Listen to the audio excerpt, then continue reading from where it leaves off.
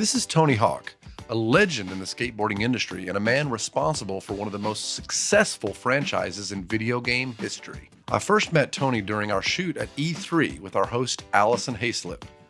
After geeking out and telling him what a big fan I was of him and his Pro Skater franchise, he invited me out to his headquarters near San Diego, California, where we discussed gaming and all things Tony Hawk.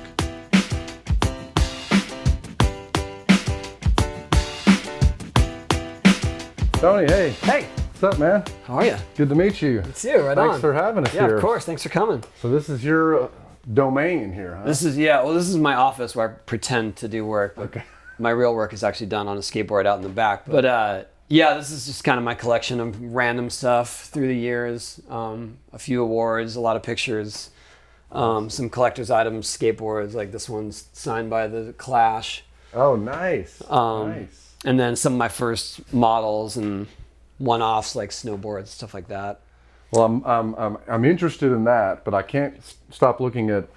Well, yeah, we always got this ready for anyone coming to visit. So show me what's new here, man. Is this a working copy here? Yeah, this is it. This is our newest game, which is basically a continuation from THPS 1 through 4. Okay. You know, more like the 2-minute challenges and characters and the levels, but there's a whole new online element. So you can create parks and share them and invite up to 20 people to come ride it from across the world. So that's something we never got to explore since the technology still wasn't there. Yeah, before. 4 was still very much a single player. 4 was still on PS2.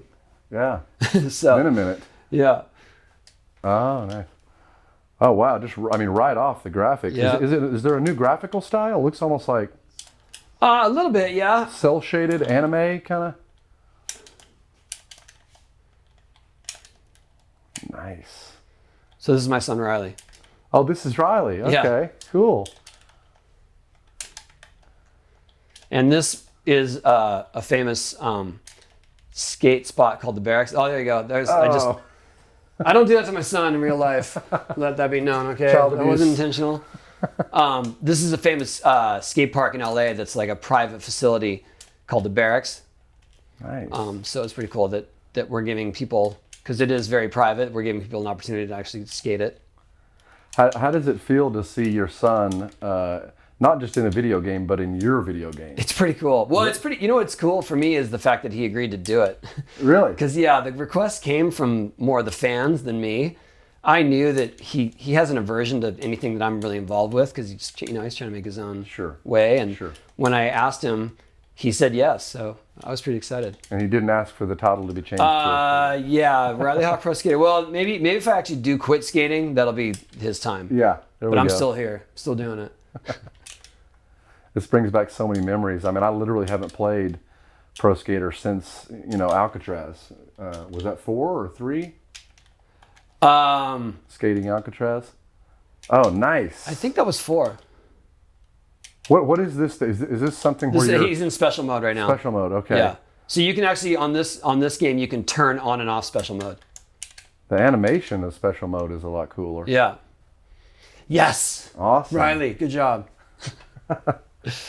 So other than the online component and Riley being in it, this is a continuation of from 4. Yeah, well, we're in free skate mode right now, but there'll be 2-minute challenges and collect the combo, the letters skate, high scores, things like that. Cool. Can I try it? Yeah, go for it. I want to see if I've retained any bit of my Pro Skater knowledge. It's not looking good for me so far. Okay, so going. I'm a fan of the D-pad, to be honest. Is this okay? This is how we get momentum. Yeah, and then ollie. X to ollie. There you go. And then if you want to grind, triangle. Grind is triangle. Okay. Flip tricks are square, and grab tricks are circle. You gotta be in the air. Okay, I'm gonna get a grind on here. There you go. Look at you ripping around the Barracks already. I played a lot of. I was never injured, but to stave off boredom, I think Pro Skater was one of my go-tos. Oh, good. It doesn't look like you think I would remember more. So how many areas, how many levels are? Well, it comes with, I believe, 6 initially, and obviously you can get more, you can download more, but the whole idea is you can create your own. Oh yeah, that's like a thing. Like we talked to Nintendo and saw their Mario Maker, where you can make your own Mario world. Yeah, and it's not the first time we've done it, but it's definitely much more involved. It's a deeper experience now to be able to create a park and share it online. For sure. Yeah, that's like we're really abusing Riley here between the two of us. I'll call him and apologize to him later. It'll be all right. Cool, man. So there's more to see. Let's show me what else you got here. Sure. In the Tony Hawk HQ. What in the world is this? Where are we? Well, this is my private ramp at my office, and to be honest, I bought this office space so that I would have a place to put this ramp. Wow. Because we had this ramp only used on tours through the years, so only it was set up in different cities during the summertime, and it really is still the best ramp around. So I wanted to have a place to use it on all the other months, and all the businesses kind of fell into place here. So we do all the licensing, we do our foundation, we do video production, and events and everything here. I'm amazed that this thing can move. It looks like a freaking monument. This thing is like the most advanced Lego set you've ever seen. So we can put this entire ramp up in about 3 hours. Wow. Sometimes 2. Wow. And it'll come down in less time. I mean, when I first walked in here, I walked in the door behind us there, and I got met with this massive ramp. When we pulled up in the parking lot, I wouldn't have imagined. Yeah, it was built by a staging company that does concert tour stages for giant, AC/DC, Lady Gaga, stuff like that. Wow. And so they know what it takes to make something that goes up and down very quickly. Active, and you guys use it, obviously. It's still, I mean, it's now, let's see, it's 12 years old. Wow. And it's still the same surface. It's still flawless. Yeah, it looks amazing. Can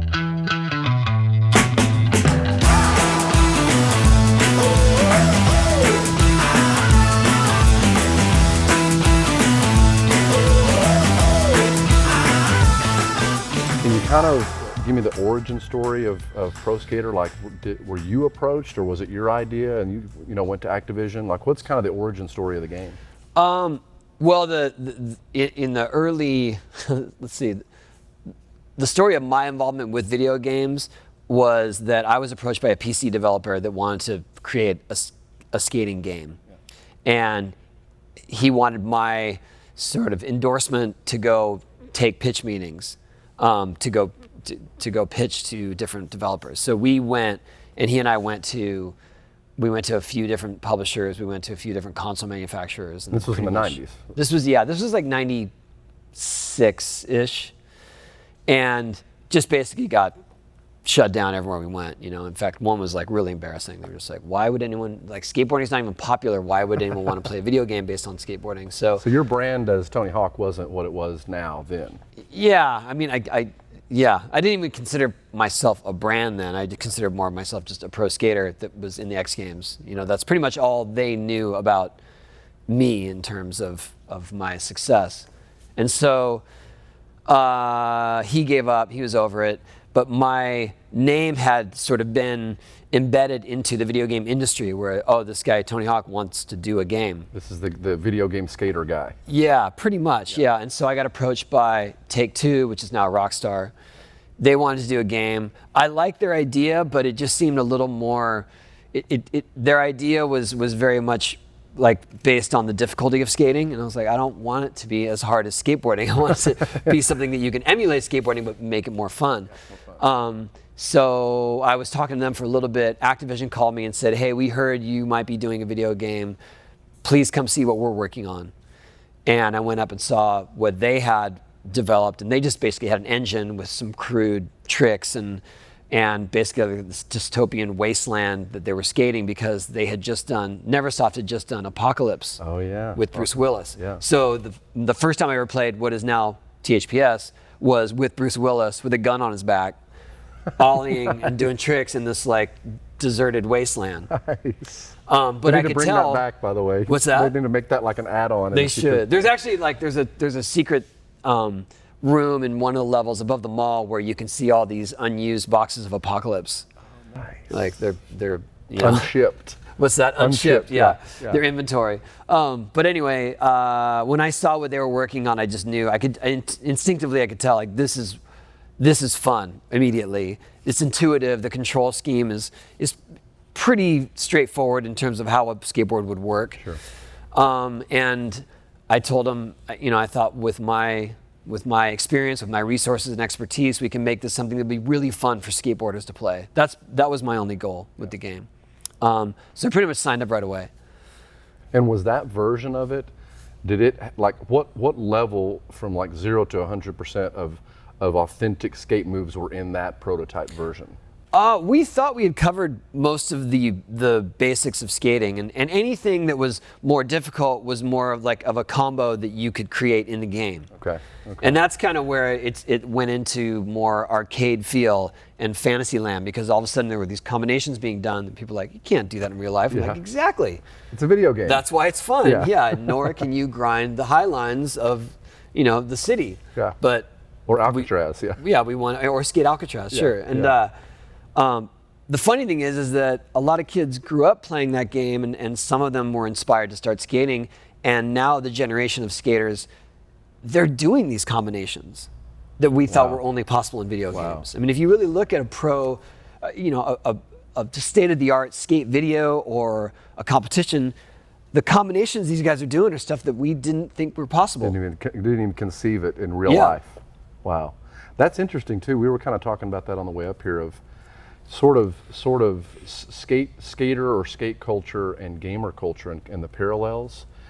Do you see, or have you ever seen the connection between, I guess, I don't even know what it would, 80s, late 70s, skaters or skate culture was seen as kind of counterculture, rebellious, and gaming has kind of had that stigma too of like, well, it's all time wasters or it's all leads to violence. But skating became accepted and is now a sport and very much not seen as countercultural. And gaming is kind of, you seen the connection of those two cultures? I think so, yeah. And I think I saw them also go through the sort of the cycles of popularity and evolution as well. I mean, skating went from being this sort of just a way to surf the sidewalk when the waves were flat to becoming more of a counterculture movement, and then hitting some popularity in the 80s, just like video games, with arcade games. And then in the 90s, it was like, in skateboarding it became less popular, but there was a revolution going on of how to skate and where you could skate. And suddenly the urban landscape became a skate park because there were no skate parks to speak of. Yeah. And so kids just went and made stuff work, made the handrails work, the ledges, the banks and stuff like that. I don't think that video games went so underground, say, in the early 90s, but definitely there was a revolution happening with home systems and eventually online play. So yeah, you could see a lot of parallels in skateboarding and video games for sure. And now, the skateboard industry is solid. Video game industry is bigger than the movie industry. Yeah. And so they both they came into their own for sure. Yeah, around the same time, Kind of, yeah. I think, yeah. Yeah, that's great. Well, so transitioning to, you've got 4 kids, right? Uh-huh. Is Riley the only one who's a skater who's in a video game? Yeah. Well, all my kids skate. Riley is the only one that has made a career out of it. I mean, he's the oldest. 2 of my other kids were actually secret characters in some of the THPS games. In fact, one of them actually is skating with a pacifier in his mouth. Nice. I don't remember which game that was. It would have been, well, let's see. It was 2000. It was probably like THPS 4. That's about the age. And Riley's 21? He's 22. 22. Uh-huh. How old are all the kids? My kids are 22, 16, 14. Those are my boys, and my daughter's 7. Okay. And then I have 2 stepsons that are 16 and 14. Okay. Yeah, we were thinking about, so we did a shoot a couple of months ago with Sean Astin where we went to LA Film School and New York Film Academy that both have game design schools, which is now, I mean, I've known about it for a long time, but a lot of people don't realize that's a career that a kid could choose to go to school for. Did you ever foresee that, like when you were a kid, that like someday this game that I'm playing could be a career for me or my kids? No, like I said, my only goal for the game was to have something that skaters would enjoy, and I thought that maybe it would inspire some skaters to go buy a PlayStation. Yep. I really didn't think it would resonate beyond the hardcore skate community because it just seemed like it was too embedded in our culture. Too niche to skaters. Yeah, I mean, because skateboarding was never that big, and before then, the music, the culture, the art, the fashion, it never really caught on in the mainstream. So, but the game was, like you said. But I think the game was one of the gateways to that. Yeah, for sure. What are your thoughts on game design, game schools, game development being a viable career path for kids? Well, of course, a viable career path. I mean, if you think about, like I said, the video game industry is bigger than the movie industry. There are 1,000 careers that you can have in the movie industry. Why not have more careers in the video game industry? I mean, I think it's fascinating, and also it speaks of our technology and our culture. Yep.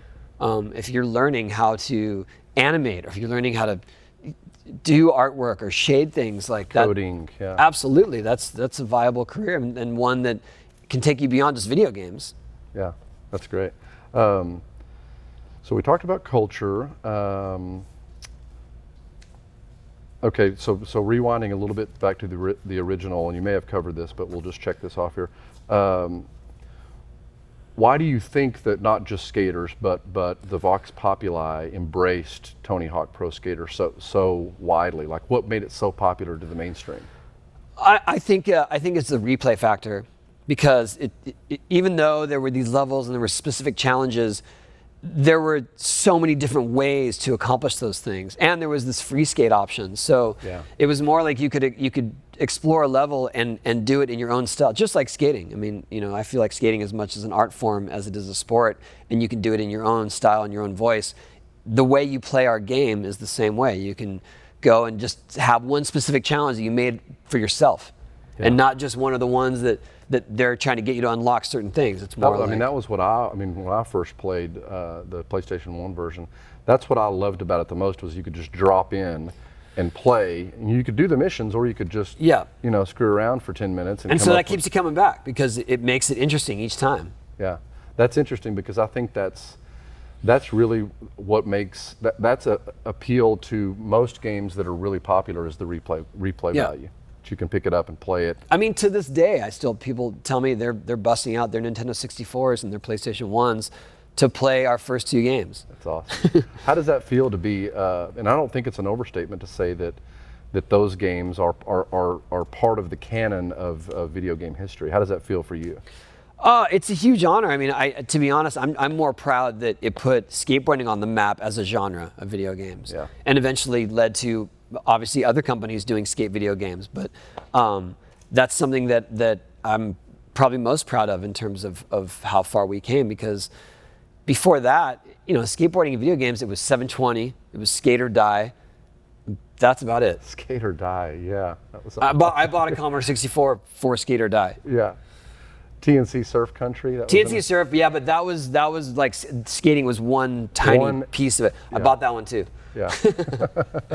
But that was like roller skating and surfing and biking and everything else. That's awesome. So speaking of game, this is sort of random, but would you see yourself being a part of or developing any other type of video game other than skating? I don't. Skate. I never thought of skateboarding as my springboard to something else. Yeah. So it's video games the same way. I don't feel like I'm suddenly an expert on video games design because we had a successful series. So not really. I mean, I'm happy to stick with skateboarding, and because there is so much opportunity in skateboarding now, and there's so many auxiliary things that are coming with skateboarding. Yeah. That I'm busy enough. So no first-person shooter skating games in your future? I don't think so. Unless it's like an Oculus thing, and we can really like marry a couple of different That would styles. Be cool. That would actually. be fun. Yeah. If you could figure out how to make it immersive, that'd be super cool. Surprised y'all aren't already doing that with the Oculus thing. Yeah, it's always a challenge, the first person stuff. We tried to make the skateboard you stand on, and that didn't go so well. Yeah, so. it's like an equilibrium thing almost. Like you want to see your Well, character. what I've learned is that people really don't want to get up and participate in the game. Mostly, Too much effort. They really like to just sit there and emulate it. Yeah. From the couch. I think that's why we kind of was really popular for a little while, but then like the nature of gaming is this. Yeah, same with Connect. Yeah. It definitely has its niche, but yeah, I don't think it's the next thing. for sure. Okay, so moving on to, I guess the best way to phrase this would be the haters. So, and this goes back to kind of what we're talking about with skating being kind of countercultural and gaming having that element as well. What would you say to kind of the haters, like people that say video games are a waste of time or lead to violence? Like, oh well, you can't. I mean, the argument that video games lead to violence that's as ridiculous as violent movies being out there. And if people are violent by nature, it doesn't take that to trigger them. Sure. It's just they're like that, and maybe they'll take something from there, but that's not creating violent people. right. And I think that people, that video games are all about the fantasy. Movies are all about the fantasy, and not exposing, but just participating in something that you wouldn't participate in real life. Right. So you see it as a non-issue. Yeah, it's just such a tired issue. Yeah, I don't tired. even think it's really an issue anymore. Yeah, that's a good way to put it. It seems that even though it's tired, it seems like every 3 or 4 or 5 years, some politician or someone pointing at a video game. Or they make some similarity to some tragedy that happens to a game. But I just that's ludicrous. That's just more political fodder. Yeah. It's awesome that it is sort of a non-issue now, because 10 years ago it wasn't a non-issue in terms of people's perceptions, not in terms of reality. Yeah, that's cool. Okay, we covered that. Okay, so we did a shoot with Michael Rooker about a month ago on a motion capture, performance capture stage.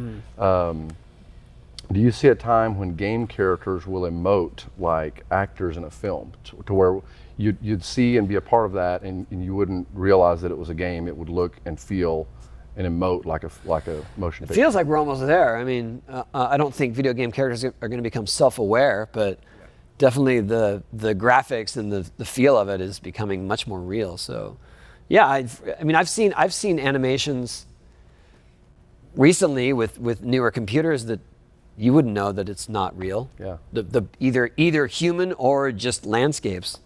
It would fool anybody. It's the thing that I guess you've heard of the uncanny valley. It's like this, here's reality and here's a video game, and as close as the technology can get, there's up to recently they call it the uncanny valley, where the human eye says, I can still tell that's not real, even though it looks really cool. Yeah. Do you think we'll ever get past that, I guess I think we're getting very close. Yeah. Yeah. And that's almost like the violence question. It's like that. It's a non-issue now, but it used to not be. And this is, people used to say we'd never get past the uncanny valley, but right. I think we will. Yeah. Well, just by comparison, I remember when pole position came out, people were like, "That looks just like driving." Yeah. Or all those Atari games where the cover looked like something completely amazing that you wanted to be a part of, and it ended up being Yeah, well, those rendered frames are always deceiving. Yeah. Even today. Yeah. Custom illustrations. Final question, and then we'll do the walkthrough. We did a shoot a month or so ago with Zelda Williams, Robin Williams' daughter, at Children's Hospital LA. So games are being used in hospitals now as tools for rehabilitation and pain management. Do you think if more people were aware of this, it would change the perceptions of gaming in the game industry? Yeah, I think so. I guess I don't really, I'm not. when you are mentioning that subject about the negative connotations of video games, I don't really live in that world because I don't make a first-person shooter, so I don't really know all the hate coming at you for it. But I think absolutely, there's. I know the rehabilitation factor of video games because when I broke my pelvis, all I did was sit in bed and play Gun at the time when Neversoft made Gun for about 5 weeks. And that time flew by. It's the time dilation thing when it you're was. playing a Totally game. flew by, and by the time I finished every single challenge and everything you can do in the game, I could walk again. That's amazing. So it's more just the rehabilitation, sure, but just the idea that time passes more quickly when you're playing games. Yeah, that we saw and met several kids that were in the bone marrow transplant ward where they literally can't come out of that room for like 6 months because of their immune systems, and they've got DSs and Xboxes in there, and I mean, as a kid, could you imagine sitting in that room for, so that's, you experienced that as an adult. Yeah, absolutely. No, I mean, but I know that too. Just passing time on planes and stuff too. As simple as that. It's amazing that we live in this era of technology, and awesome. We literally have it at our fingertips. Yeah, for sure. This is the centerpiece. Obviously, this is where I spend most of my time while I'm here at the office. Okay. And then we have sort of a mini skate park area in here. Yeah, that is more in tune with, the street. Oh yeah, this is now. Street generation. What do you call this here? Is this a quarter pipe or not officially a quarter? Yeah, well, this is like a whole sort of fun box area. So there's stairs, there's ledges, rails, there's a wall ride, and this is more street-oriented skating, and it's really just for more like when our team riders come here and when our kids come here, they have something to skate that's not the massive half pipe. Right, something that won't kill them. That's good. I noticed the stickers. Is that what I think it is? That's me. Are you the top one? I am. Yeah, I used that ramp right there to get speed, to get up there, and then. Wow. So is this facility? Was any of this used in like motion capture or performance capture for a pro skater, or was that all done in the engine? Well, we actually some of this we didn't ever do mocap here. That's usually more in a controlled environment. So we've done it at different, like we did it at a skate park once. We did it actually set up the ramp and did it there. But the really like technically harder tricks we animate from video. Okay. Because they're so difficult. Like some of the tricks are so difficult. You're only going to do it once or twice in your life. Even you're not going to do it with that suit on, with all the dots, with all the pressure of having to do it that day. You know what I mean? That's just not going to happen in that environment. So a lot of times we'll shoot video here of a specific trick, and sometimes just as a reference, like I've had Robomoto has come here, and I'll try to explain a trick to them. Like, I don't understand. I just come down here and do it. Right. And they shoot it on video, and they're like, "Oh, now I understand how that motion should be." Yes. Okay. Have you done motion capture yourself, where you're all? I've done it. Yeah, I've done it a few times. How does that feel? Like, what's that? It feels very vulnerable. You're like you're in a skin-tight suit with all these balls attached to you, and when you fall, it hurts. Being recorded the whole time? Being recorded, yeah. In fact, I think it's funny because the first time we did it for THPS. The first time we did it, I don't think they used a lot of the data that they got, except for the falls. Because I took a couple of pretty heavy slams that day, and it's just the animation of me slamming was more what they wanted. I remember the first time I played Pro Skater, that was one of the things that stuck out. I was like, whoa, that wipeout looks super realistic. Yeah, that was probably me falling. I couldn't help but notice this as I walked past. This looks pretty gnarly. Yeah, well, this is one of many walls of skateboards. I've managed to keep most of the boards that have been produced with my name on it, but a few I've had to chase down and actually buy off of eBay. All different designers, I'm assuming? Or? Yeah, and different sponsors and things. The graphics are all a lot of different artists. Yeah. But obviously there's a heavy Hawk theme going on. I noticed the Tom Green one. That's the one that stuck out the most. Oh, yeah. Well, Tom Green, we kind of made him an honorary pro at Birdhouse cool. a while back, and he actually came on tour with us. For a few weeks. Yeah, it was really fun. Wow. Yeah. And people they freak out when they see him get out of the car. And I bet, yeah. He would do his own sort of strange moves and things, but yeah. So I mean, there's, like I said, this is one of about 3 walls in here with just skateboards. So there's really the theme is like I'm not seeing any room anywhere in Tony Hawk Incorporated that doesn't have skateboards as some version of the wallpaper. Yeah, but they all represent different events and different Okay. things that this building has created. Not just me personally, but Okay.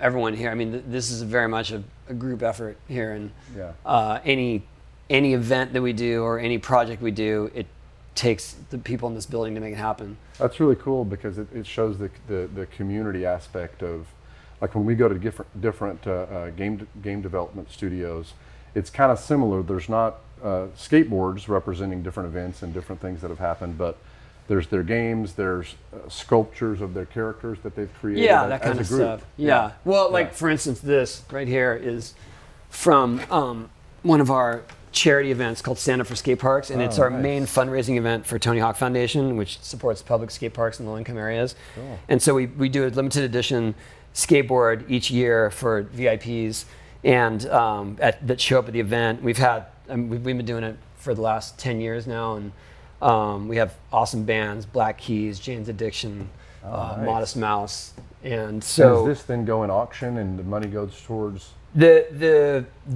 the actual event raises funds. The But so event. this is a skateboard from the event signed by all the pro skaters that were there. Oh wow! So this That's is just awesome. an example of something that would be on the wall because Sure. it's representative of that Yeah. mission and that event, and it's pretty special. That's cool. And I'm sure every board that you look at, this one included, you have the memories of whatever that Absolutely. milestone Each one, was. yeah, definitely Yeah.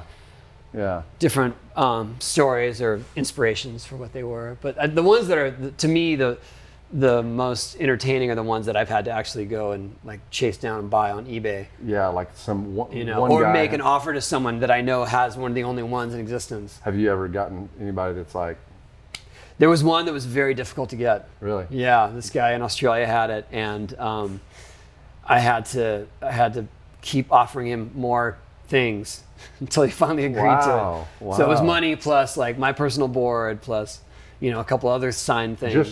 Just Tony Hawk calling him wasn't enough. He needed a little more stats. Actually, I got lucky in that when we went on tour in Australia one time, we just happened to go through his hometown. It was a pretty small town, and he was there with the board, and so I got to speak to him personally about Oh, cool. Very cool. it. Yeah. Well, this has been cool, man. I mean, I definitely have a better understanding of. I mean, we came in here to talk to you about Pro Skater because it's been such a big part of gaming history, and now with the new one coming out. But I mean, honestly, this building wouldn't exist without the success of that video game. is that right? Yeah, for okay. sure. So, gaming, because you mentioned earlier, like never had interest in making a video game. You're a skater. You're about that culture. The game was an outgrowth of that. But it's interesting that outgrowth then empowered you to do what you love even more.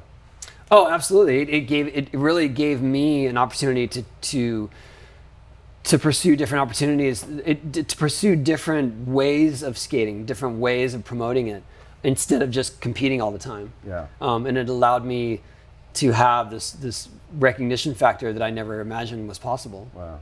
And that's, what would you say that, I mean, to me as a gamer and someone that was a skater as a kid, I know Tony Hawk Pro Skater, but to what level do you think the game raised your profile? Not just money, but your profile and the community of skating. Do you think it was kind of 50% or? Exponentially. I don't think I could ever measure it. Yeah.